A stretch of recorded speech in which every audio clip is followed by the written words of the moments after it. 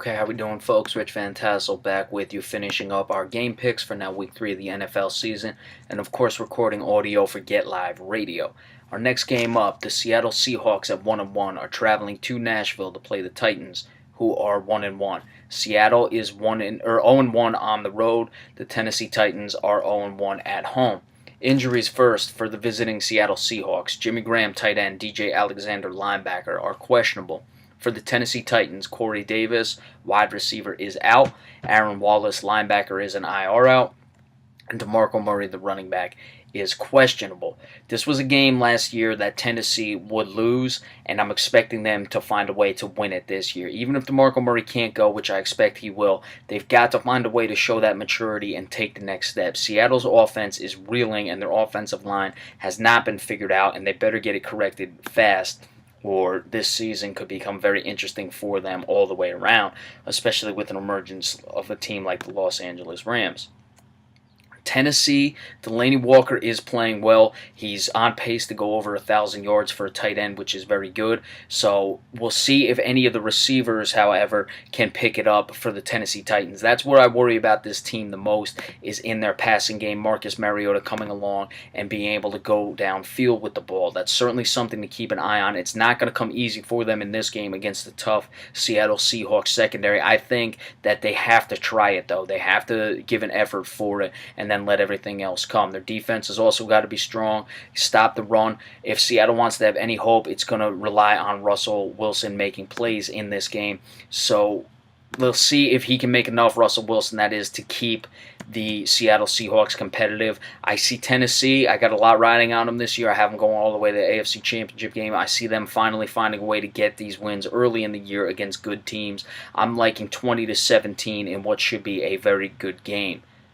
Next up, the Cincinnati Bengals, 0-2, have not played a road game, travel to Green Bay to play the Packers, who are 1-1, 1-0 at home. Injuries first for the visiting Cincinnati Bengals. Tyler Eifert, tight end, John Ross, wide receiver, Trey Hopkins, guard, are out. Darren Smith, safety, Michael Johnson, defensive end, questionable. For the Green Bay Packers, Brian Bulaga, the tackle, is questionable. The rest are doubtfuls. Mike Daniels, defensive tackle, Devon House, cornerback, Nick Perry, linebacker, Jake Ryan, linebacker. You look at the injuries to Cincinnati on the offensive side of the ball. They have yet to find the end zone thus far this season, and now you're missing John Ross, the first-round pick, the very good speed wide receiver, and Tyler Eifert, one of the favorite targets at tight end for Andy Dalton, who has 4 interceptions and no touchdowns thus far this season, and also has 30 incompletions on 66 passes. A.J. Green's put up some numbers, 10 receptions, 141 yards. That's very good, but like we said, Cincinnati has not found the end zone. I expect they're going to get into the end zone this game. They did fire their offensive coordinator. To go 3 games without scoring a touchdown would really be just absurd, especially for a team with this many pros and this many good players. But Cincinnati is not going to have enough to win this game nonetheless.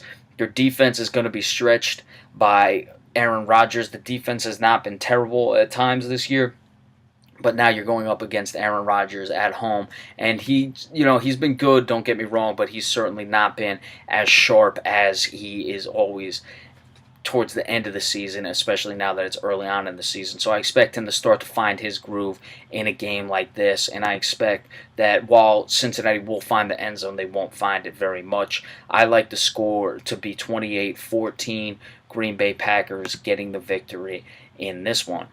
Kansas City, 2-0, 1-0 on the road, travel to Los Angeles to play the Chargers, who are 0-2, 0-1 at home. Injuries for the visiting Chiefs, 1 listed, Parker Ehinger, the guard, is doubtful.